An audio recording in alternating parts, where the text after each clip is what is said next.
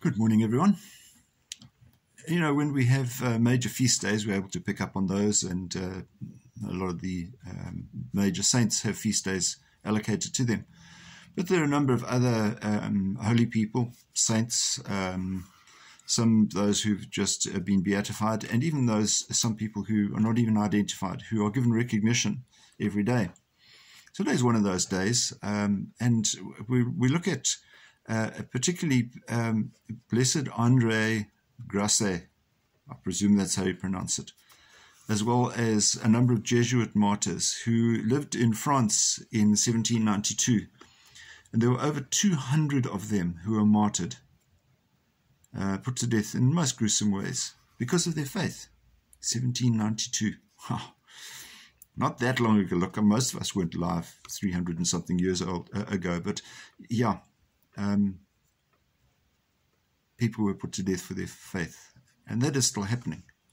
St. Paul tells us in our reading today, he talks of the conversion of early Christians and how their change to faith it was dramatic, and how important it is for them to actually hold on to that faith in spite of all of the other distractions and things that are going on around them.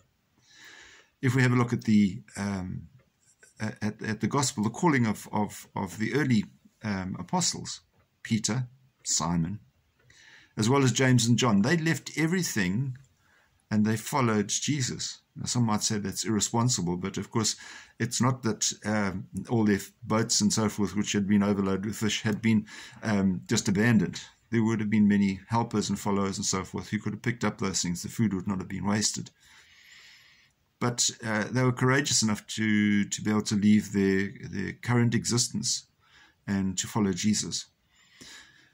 They saw something in Jesus that was just appealing, and something that was strong enough to encourage them to abandon what it is that they had been doing up until that time. Such is the life of martyrs, where they are prepared to put Jesus ahead of everything. And many of the saints put Jesus ahead of everything in terms of their very lifestyle to make a difference. It requires a special kind of courage, but it's a courage that we're all given.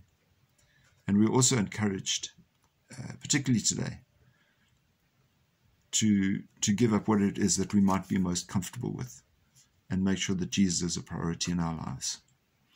Have a wonderful and beautiful day, and God keep you safe. Bye-bye.